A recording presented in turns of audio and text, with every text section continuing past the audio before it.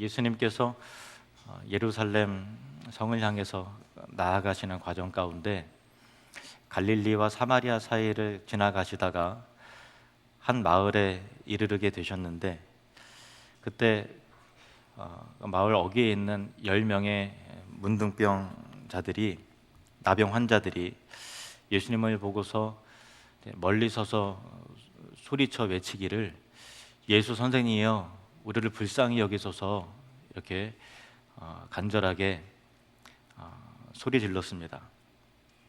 나병은 예전에는 이렇게 아시다시피 문둥병이라고 흔히 그렇게 이야기했고요. 요즘에는 한센병이라고도 합니다. 근데 사람이 겪는 질병 중에서 치료가 정말 어려운 병이고요. 그리고 참 병에 걸리면 참 처참하고 끔찍하지요. 그래서 눈썹이고 뺨이고 그런 것들이 이제 비정상적으로 이렇게 변형이 되고, 귀도 또 코도 이그러지고, 또 그 뼈 관절이 높기 때문에 손가락과 발가락이 뚝뚝 떨어져서 이제 뭉툭하게 되고 일그러지는 참 무서운 그런 병입니다. 그리고 또 전염성이 있어서 나병 환자는 어느 사회나 격리되어서 사람과의 접촉이 불가능하도록 한적한 곳으로 격리가 되고요. 또 사람이 살지 않는 곳으로, 외진 곳에 버려지게 되지요.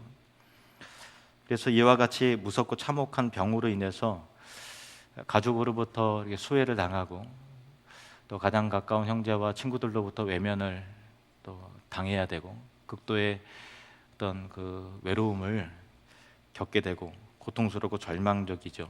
그래서 참 끔찍한 그런 병입니다.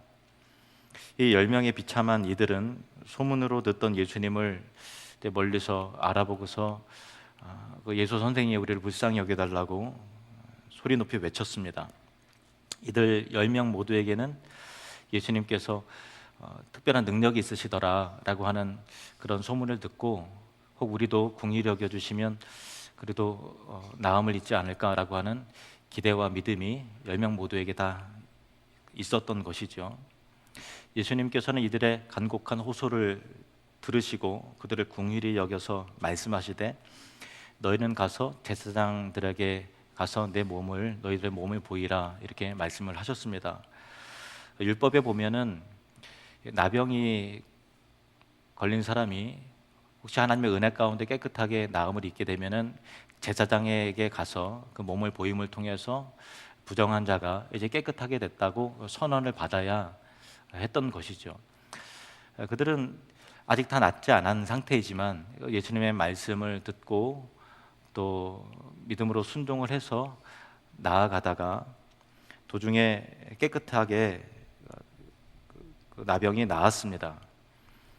그런데 이 10명 중 오직 한 사람만이 자신의 고침받은 것을 보고서 큰 목소리로 하나님을 찬양하면서 또 기뻐하면서 예수님께 돌아와서 예수님 발 아래 엎드려서 감사하고 하나님께 영광을 돌렸다라는 것인데, 이 사람은 유대인에게 있어서 멸시받는 사마리아인, 즉 이방인이었고요. 그리고 예수님께서 너희 다 10사람 다 깨끗하게 고침을 받지 않았느냐, 근데 이 이방인 외에는 하나님께 영광을 돌리러 돌아온 자가 없느냐, 이렇게 하신 말씀으로 미루어 보아 이 한 사람만 이방인이고 다른 9사람은 아마 유대인인 것으로, 하나님의 백성 유대인인 것으로 짐작할 수 있습니다. 은혜를 입고서 그 은혜를 깨달은 사람, 예수님께서 그에게 베푸신 은혜를 통하여 하나님께 친히 역사하신 능력과 영광을 깊게 있게 생각하고 알아본 사람은 이 사마리아인 이방인 한 사람뿐이었고, 상식적으로 이 일을 가장 잘 깨달으리라 기대가 되고 짐작이 되는 하나님의 백성들, 유대인들은 병이 낫자마자 그대로 다 어디론가 흩어져 가버리고 말았습니다. 어쩌면 그들 중에는 예수님의 말씀대로 병이 나은 후에 제사장에게 가서 깨끗해졌다라는 확증을 받고 집으로 돌아간 일들도 있었겠지요. 근데 모두 다 예수님의 어떤 은혜와 또 예수님을 까맣게 다 잊어버리고, 병 나았다, 이제 새 사람 됐구나라고 하는 반가움과 또 희열과 기쁨이 가득했던 것이죠. 오직 한 사람 은혜를 깨닫고 돌아와서 고백하는 이방인, 즉 그 사마리아인에게 예수님께서 놀라운 선언을 하셨습니다. 일어나 가라, 내 믿음이 너를 구원하였느니라. 같이 한번 따라해 볼까요? 일어나 가라, 내 믿음이 너를 구원하였느니라. 오직 이 한 사람에게만 예수님께서 구원을 선언하셨습니다. 여기서 구원을 얻었다라는 그 말씀은 단순히 나병에서 고침을 받았다라는 의미는 아닙니다. 왜냐하면 10명 다 고침을 받았는데 유독 한 사람만 내 믿음이 너를 구원했다라고 선언하셨기 때문에 모든 사람들이 10명 다 병고침을 받았지만 본질적인 의미에서, 영적인 의미에서, 외부적이고 표면적이고 육체적인 의미에서의 깨끗함이 아니라 그의 내면과 그의 본질의 인생이 구원받은, 회복된 사람은 단 한 사람이었다라는 것을 이 말씀을 통해서 우리는 짐작할 수 있습니다. 그러면 이 9명과 10명 다 고침을 받았는데 돌아오지 않은 이 9명과 예수님께로 돌아온 이 한 명의 그 믿음에는 어떤 차이가 있을까? 그것을 생각을 해봐야 돼요. 왜냐하면 10명 다 예수님의 능력을 믿었지요. 그래서 예수님에게 고쳐달라고 부르짖었습니다. 이것도 믿음이라고 볼 수 있을 것입니다. 그리고 아직 다 낫지 않은 상황 속에서 가서 제사장들에게 너희 몸을 보이라 라고 하신 것은 그 말씀을 이미 믿고 또 순종해서 발걸음을 옮겼기 때문에 10명 다 어느 정도의 믿음은 다 있었던 것이죠. 그러나 한 사람의 믿음만을 인정하시고 또 그에게 구원을 선언하신 것은 과연 어떤 차이를 우리에게 말씀하시고 이 본문을 통해서 우리에게 깨닫게 하시는 하나님의 귀한 메시지는 과연 무엇인가라는 것들을 오늘 이 말씀을 상고함을 통해서 교훈을 얻고자 합니다. 이 나병이라는 것, 이 문둥병이라고 하는 것은 이스라엘 사람들에게는 단순한 그 질병적 측면에서의 의미가 아니라 더 깊은 의미가 있었습니다. 구약의 율법에서 사람을 부정하게 하고 또 하나님과 사람 앞에서 더러운 자로 만드는 가장 심각하고 대표적인 원인으로 취급되는 것이 바로 이 문둥병, 즉 나병이었습니다. 그래서 이스라엘 역사를 보면은 다 그런 것은 아니지만, 나병 환자가 다 그렇다는 것은 아니지만 하나님의 특별한 뜻을 거스르고 또 하나님께서 세우신 자를 멸시하는 자에 대한 진노의 표시로서 그를 부정한 자로, 더러운 자로, 또 징계받은 자로 여기심을 나타내는 방편으로서 나병에 걸리게 하신 예들을 빈번하게 찾아볼 수가 있는데 대표적으로는 미리암이죠. 모세의 누나입니다. 모세를 공개적으로 비난하고 거스러 거역했을 때 하나님께서 미리암을 치셔서 그 이마에 나병이 바라게 하셔서 이스라엘 진 밖으로 쫓아내셨습니다. 그리고 또 한 사람 우시야 왕입니다. 하나님의 규례를 무시하고 제사장을 물리치고 친히 성소에 들어가서 제사장이 분향해야 되는 그것을 그 율법을 무시하고 스스로 분향하면서 교만함을 드러냈던 유다 왕 우시야에게 즉시 나병을 바라게 하셔서 쫓겨나 그 왕궁에서 쫓겨나서 성전은 물론이고 별궁에서 살다가 그렇게 죽게 하기도 하셨던 것입니다. 이처럼 하나님께서는 나병에 대한 특별한 의미를 부여하셨던 것이죠.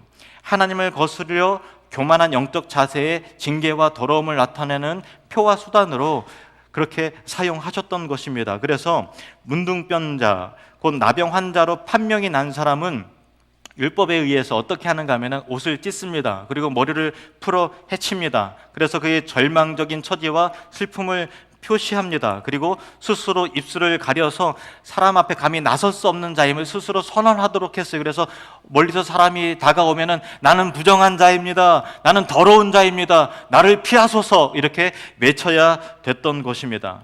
그는 이스라엘 진 밖에 나가서 격리되어서 거처함으로 온 이스라엘이 하나님을 섬겨 예배하는 거룩한 사귐과 예배와 그 은혜로부터 그 교통함으로부터 단절된 자요 누구와도 접촉할 수 없는 자임을 스스로 확인하면서 지내야 했던 것입니다. 나는 부정하고 더러운 자로서 하나님과 그의 거룩한 백성으로부터 끊어진 자라는 그 깊은 절망 가운데 살아야 했던 사람들이 바로 나병 환자였던 것입니다. 그런 이스라엘 역사적 관점에서 그리고 영적인 의미에서 본다면 이 10명의 나병 환자는 단순한 질병의 측면에서 접근할 것이 아니라 보다 영적이고 하나님께 관계적이고 본질적인 의미에서 들여다봐야 되는 이 내용인 것이죠. 예수님 앞에 나타난 이 10명의 나병 환자는 단순한 이 10명이다라고 한 숫자가 아니라 일종의 10이라고 하는 만수로서, 즉 모든 사람이 하나님 앞에서 나병 환자와 같이 실상 영적으로 교만하여 정죄받고 더럽고 부정한 자이고 그것을 스스로 깨달아야 되는, 하나님으로부터 떨어져 나간 자요 은혜로부터 격리된 자라는 것을 이 10명의 문둥병자를 통해서 모든 인류와 사람이 실상 하나님 앞에서 죄를 지어서 죄가 무감각해져 가고 뭉그러져 가는 처참하고 비참한 처지에 이르게 된 사람이라는 것을 고발하고 있는 그런 것입니다. 죄에 대한 감각이 마비되었습니다. 감히 하나님 앞에 나아갈 수 없는 부정한 자이기 때문에 사람 앞에, 하나님 앞에 나는 부정합니다, 나는 더럽습니다 라고 고백하고 인정해야 되는 처지에 있는 사람이 바로 모든 인류다, 모든 사람이다 라고 그렇다는 것입니다. 누가 그렇다는 것입니까? 우리 모든 사람이 영적인 의미에서 다 나병 환자입니다. 시편 14편 3절 말씀 보시겠습니다. 다 치우쳐 함께 더러운 자가 되고 손을 행하는 자가 없으니 하나도 없도다. 다 더럽다, 다 손을 행하지 않는다, 다 부정하다, 그 말입니다. 이사야 64장 6절 말씀 보시겠습니다. 이 본문은 같이 읽으시겠습니다. 무릇 우리는 다 부정한 자 같아서 우리의 의는 다 더러운 옷 같으며 우리는 다 잎사귀같이 시들므로 우리 죄악이 바람같이 우리를 몰아가나이다. 무릇 우리는 다 부정한 자 같아서, 부정하다, 우리의 의는 다 더러운 옷 같으며, 자기의 부끄러움을 가리려고 나름대로 도덕과 윤리로, 교양으로 자기를 포장한다 하더라도 내면이 썩어져 있기 때문에 절대 가려지지 않는다라는 것입니다. 마치 아담과 하와가 선악과를 따먹고 타락하고 하나님을 대적함으로 자기의 부끄러움을 발견하고 나뭇잎을 엮어서 자기의 하체를 가렸지만 나뭇잎이 바싹 마르잖아요. 자기의 죄를 가릴 수 없잖아요. 그렇게 우리의 윤리는 다 시들고 보잘것없는 그런 누더기 옷과 같다라는 그런 것입니다. 우리의 죄악이 바람같이 우리를 몰아가서 더 큰 죄와 은밀한 죄를 짓게 하는 그런 부정한 자들이다 라는 것입니다. 이 10명의 나병 환자들에게, 그리고 우리들에게 그런 영적인 부정한 면이 있음을 예수님께서 말씀하시기 위해서 그 현장에서 즉시 치료하시지 않고 율법적인 의미, 영적인 의미를 그들에게 깨닫게 하시기 위해서 너희는 제사장들에게 가라, 이렇게 말씀을 하신 거예요. 단순한 질병적 측면이 아니라 그들에게 영적인 문제를 해결해 줘야 될 필요성을 예수님께서 느끼시고 그들을 깨닫게 하시기 위해서 그렇게 하신 것이죠. 가다가 10명이 다 치료를 받았습니다. 그러나 9명은 단지 기뻐하기만 했고요, 그 뒤로 제사장을 몇 명이 찾아갔다 어떻게 했다라는 얘기가 없어요. 그냥 다 찾아갈 수도 있겠지만 적어도 예수님께 돌아오지 않았어요. 다 흩어져 버렸습니다. 단 한 사람만이 하나님을 예배하면서 큰 소리로 영광을 돌리면서 예수님께로 돌아왔습니다. 이것이 무엇을 의미할까요? 단순히 9명은 배은망덕했고 1명은 그래도 은혜를 기억했다, 이것입니까? 그보다 더 깊은 의미가 있죠.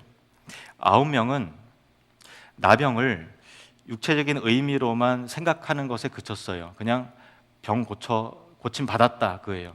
내 인생의 문제 해결됐다, 그거예요. 내가 염원하던 그 숙제 풀렸다, 그것입니다. 그래서 주 예수여, 예수 선생이여, 우리를 불쌍히 여겨주소서라고 했을 때 그 불쌍히 해달라고 부르짖는 그 내용은 그들의 현실 문제, 내가 고민하는 것, 내 육체의 괴로움, 이 부분 해결해 주십시오라고 하는 그런 것이었습니다. 영적으로 하나님 앞에서 격리될 수밖에 없는 부정한 자였고, 육체의 구원뿐만 아니라 본질적인 의미에서 죄 사함을 받아서 영생을 얻어야 되는 구원이 절박하게 필요한 자라는 인식이 그들에게는 없었던 것입니다. 그래서 육체의 고침을 받았으니 어떻게 해요? 문제 해결됐죠? 그러니까 문제 해결됐으니까 더 이상 주님 찾을 필요 없는 거예요. 그들의 입장에서는 문제 해결됐으니까, 현실의 문제 해결됐으니까 기뻐하고 즐거워하면 그만입니다. 내 문제 해결됐으니까 더 이상 예수님 만날 필요 없고 예수님 찾을 필요 없었던 것입니다. 외형적으로는 예수님을 부르짖어 찾고 표면적으로는 예수님께 긍휼을 구하는 믿음의 사람들처럼 보였지만 내면적으로는 그들에게 영적이고 본질적인 회복과 구원을 위해 예수님을 찾은 자들이 아니었던 것입니다.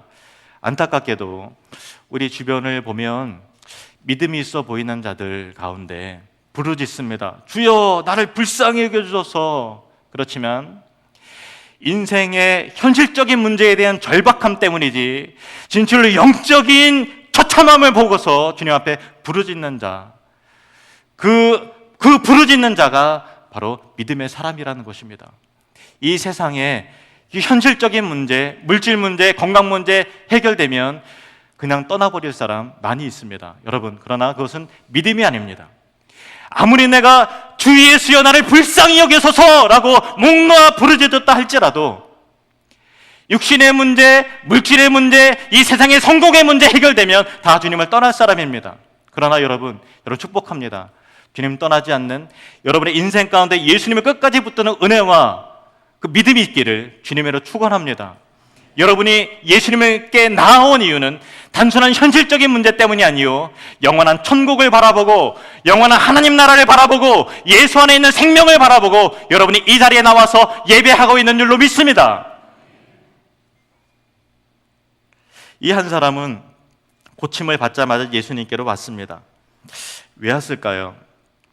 말씀드렸다시피 인간적인 도리이기 때문에, 또 그래도 참 감사해야 되니까 나왔습니까? 그것보다도 더 깊은 의미가 있습니다. 그는 나병을 통해서 자기의 영적인 비참함과 부정함을 알았던 것입니다.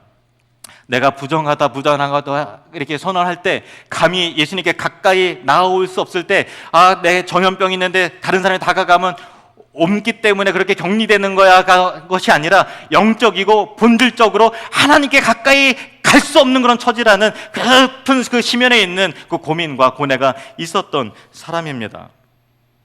그래서 고침을 받은 순간 예수님이 누구인가를 그는 깨달았습니다. 그는 자기가 나은 것을 보고 큰 소리로 하나님께 영광을 돌리면서 돌아왔습니다. 이 부분이 중요합니다. 영광을 돌리면서 성전에 간 것도 아니었고요, 하나님께 영광을 돌리면서 제사장 만들어 간 것 아니었습니다. 그는 하나님께로 더 가까이 가기 위해서 누구를 붙들었습니까? 예수 그리스도를 붙들고 예수님께 가까이 나아왔던 것입니다. 그리고 예수님의 발 아래에 엎드려서 감사했습니다. 18절 말씀에 이 본문을 통해서 그의 행위를 통해서 예수님께서 인정하시는 부분이 있습니다. 이 이방인 외에는 하나님께 영광을 돌리러 돌아온 자가 없느냐 하시고, 하나님께 영광을 돌리러 어떻게 했다고요? 돌아온다. 누구에게로? 예수께로. 하나님께 영광을 돌리러 돌아온 자, 예수님께로 돌아온 자라는 것을 인정하셨습니다. 그는 나병의 고침을 통해서 단순한 즐거움과 기쁨 그 이상의 것을 보았습니다. 그것은 하나님의 아들 예수 그리스도 안에 있는 영원한 생명이었습니다. 많은 사람들이 삶 가운데 은혜를 발견합니다. 대부분 많은 사람들이 자기 힘으로 인생을 산다고 생각하지 않아요. 그래서 일종의 누군가에 대한 감사가 다 있어요. 신의 존재에 대한 인정함이 있습니다. 이 9명의 사람들도 감사가 없었을까요? 나름대로 정말 하나님 살아계시는구나, 정말 하나님께서 고쳐주셨구나 라고 하는 인정함이, 그 감사가 있었을 거예요. 그러나 그 신의 존재에 대한 인정이 곧 구원을 얻는 믿음은 아닙니다. 구원을 얻는 믿음은 하나님께 영광을 올려드리고 예수님께로 나오는 것입니다. 단지 나 하나님 믿어, 하나님 인정해, 내 힘으로 살 수 없고 하나님 도와주셔야 돼 라고 하는 그 믿음의 수준에 머물지 말고 주님을 예배하는 그 발걸음이 저와 여러분에게 있기를 원합니다. 그것이 진정한 믿음입니다. 요한복음 14장 6절 말씀 보시겠습니다. 시작. 예수께서 이르시되 내가 곧 길이요 진리요 생명이니 나로 말미암지 않고는 아버지께로 올 자가 없느니라. 아멘. 아버지께로 가기 위해서는, 하나님께 영광의 보좌 앞에 나아가기 위해서는 예수님께로 돌아와야 될 줄로 믿습니다. 예수님을 찾아와서 엎드린 그의 아내, 예수님이 누구인지를 아는 그 믿음을 예수님께서 보셨습니다. 그래서 예수님께서 말씀하셨습니다. 일어나 가라. 내 믿음이 너를 구원하였느니라. 이 이야기를 통해서 한 번 더 깊게 생각해 보아야 될 그런 부분이 있습니다. 예수님께서 너희가 뭐라고 말씀하셨는가 하면 너희가 가서 제사장들에게 가서 너희 몸을 보이라 이렇게 말씀을 하셨지요. 그런데 여러분, 이 돌아온 그는 이방인이었습니다. 그냥 가라 그러니까 갔는데 고침을 받았어요. 그러면 제사장을 찾아가야 되는데 이방인이었기 때문에, 사마리아인이었기 때문에 어떤 제사장을 찾아가야 되는지 그는 몰랐어요. 엄밀히 말하면 그는 유대인이 아니었기 때문에 찾아가야 될 제사장이 없었던 사람입니다. 자신이 어디로 가야 될지 자기의 방향을 몰랐습니다. 그래서 그는 예수님께로 왔습니다. 이것은 정말 중요한 메시지입니다. 여러분, 여러분의 인생의 방향을 안다고 생각하지 마십시오. 내 인생 가운데 혼란을 겪습니까? 내가 어디로 가야 안식을 누린다고 생각합니까? 내가 누구를 찾아가야 정결하다고 선언을 받을 수 있으리라 생각하십니까? 우리가 찾아갈 수 있는 유일한 제사장, 내 죄를 용서하고 내 영혼을 깨끗하게 정결하게 해주시고 의롭다고 판결을 내리실 수 있는 유일하고 진정하고 영원한 제사장은 사실 예수 그리스도 한 분입니다. 히브리서 7장 23절에서 24절 말씀을 보시겠습니다. 제사장 된 그들의 수요가 많은 것은 죽음으로 말미암아 항상 잊지 못함이로되, 예수님께서 너희 몸을 제사장들에게 가라 이렇게 보이라 이렇게 얘기하셨어요. 제사장은 여러 무리예요. 많아요. 많은 이유가 뭐냐면은 인간이니까 죽음으로 말미암아 항상 잊지 못하는 유한한 제사장이다라는 거예요. 그러나 24절, 그러나 예수는 영원히 계심으로 그 제사장 직분도 갈리지 아니하느니라. 영원하고 유일하고 온전하고 가장 확실한 제사장은 예수 그리스도 한 분이십니다. 예수님만이 우리를 진정으로 깨끗하게 하실 수 있고, 예수님만이 여러분을 정결하게 씻을 수 있고, 예수님만이 여러분을 깨끗하게 의롭게 만드실 수 있는 유일한 제사장이십니다. 히브리서 9장 13절에서 14절 말씀 보시겠습니다. 염소와 황소의 피와 및 암송아지의 죄를 부정한 자에게 뿌려 그 육체를 정결하게 하여 거룩하게 하거든 하물며 영원하지 성령으로 말미암아 흠없는 자기를 하나님께 드린 그리스도의 피가 어찌 너희 양심을 죽은 행실에서 깨끗하게 하고 살아계신 하나님을 섬기게 하지 못하겠느냐. 예수 그리스도의 보혈은 회복의 능력이 있습니다. 우리를 정결하게 씻어주시는 능력이 있습니다. 우리를 죽은 행실에서 깨끗하게 하고 살아계신 하나님을 섬기게 할 수 있는, 하나님께 나아가게 할 수 있는, 하나님의 영광의 보좌 가운데로 들어가게 할 수 있는 유일한 제사장 예수 그리스도, 여러분 이분을 믿으시길 바랍니다. 예수님께서는 진정한 제사장이신 그 예수님을 찾아와서 엎드린 그에게 이렇게 말씀하십니다. 일어나 가라, 내 믿음이 너를 구원하였느니라. 그리고 마지막 한 가지를 살펴보시겠습니다. 찾아온 그의 안에 있었던 그런 감사의 내용입니다. 15절 16절 말씀을 보십시오. 15절 16절 시작. 그 중에 한 사람이 자기가 낳은 것을 보고 큰 소리로 하나님께 영광을 돌리며 돌아와 예수의 발 아래 엎드려 감사하니 그는 사마리아 사람이라. 어떤 요소가 있는 걸 보죠? 내 믿음이 너를 구원하였다라는 것은 이 행위 자체가 믿음의 행위였음을 예수님께 인정하신 것이죠. 이 사람은 믿음의 사람이었습니다. 그리고 하나님께 영광을 돌리면서 예수님의 발 아래 엎드렸습니다. 그는 예배의 사람이었습니다. 그리고 또 한 가지 어떤 사람이었습니까? 스크린 한번 봐주실래요? 다시요. 그는 감사의 사람이었습니다. 여기서 중요한 메시지를 깨닫게 됩니다. 감사는 예배를 통해서 온전해집니다. 다른 9사람들이 이거 정말 대단하다, 야 예수님 능력이구나, 하나님 감사합니다, 그 마음 없었을까요? 당연히 하나님께 감사한 마음이 있었을까. 그런데 예수님께는 그것을 감사라고 인정하지 않으셨어요. 왜일까요? 감사의 느낌이었지 예배로 연결되는 감사가 아니었습니다. 감사는 예배로 연결이 되어야 진정한 감사가 됩니다. 믿음은 감사가 있는 믿음이라야 진정한 믿음이 되는 것입니다. 믿음과 감사와 이 예배는 서로 묶여져 있는 것이죠. 그래서 감사가 있는 예배라야 진정한 예배이고, 또 감사가 있는 믿음이라야 진정한 믿음이며, 또 예배 가운데 감사가 있어야 진정한 예배가 된다라는 그런 것입니다. 시편 50편 23절 말씀을 보시겠습니다. 시작. 감사로 제사를 드리는 자가 나를 영화롭게 하나니 그의 행위를 옳게 하는 자에게 내가 하나님의 구원을 보이리라. 아멘. 감사로 제사를 드리시길 바랍니다. 감사가 있으십니까? 하나님의 은혜를 감각해 낼 수 있으십니까? 여러분의 인생 가운데 문둥병 환자는 감각이 안 되잖아요. 은총이 느껴지지 않는 거예요. 은혜가 감각되지 않는다는 것처럼 불행한 것은 없습니다. 그러나 주님 안에 거하는 자들이요, 여러분 하나님의 은총에 대해서 감각하고 바라볼 수 있는 눈과 그 감각 기관이, 영적 기관이 있으십니까? 있으십니까? 아멘. 믿으시길 바랍니다.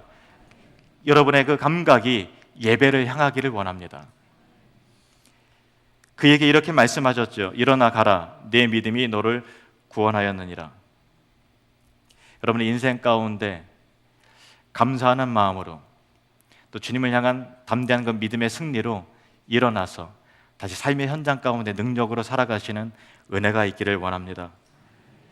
스스로의 영적인 실패와 부정함으로 인정하고 하나님의 아들 예수님께로 나와서 유일하고 영원하시며 진정한 제사장이신 예수님의 깨끗게 하심을 믿는 모든 자에게 하시는 이 말씀, 그리고 감사함으로 예배하는 모든 자에게 하시는 이 말씀, 일어나 가라. 내 믿음이 너를 구원하였느니라. 이 말씀을 꼭 기억하십시오. 기도하겠습니다.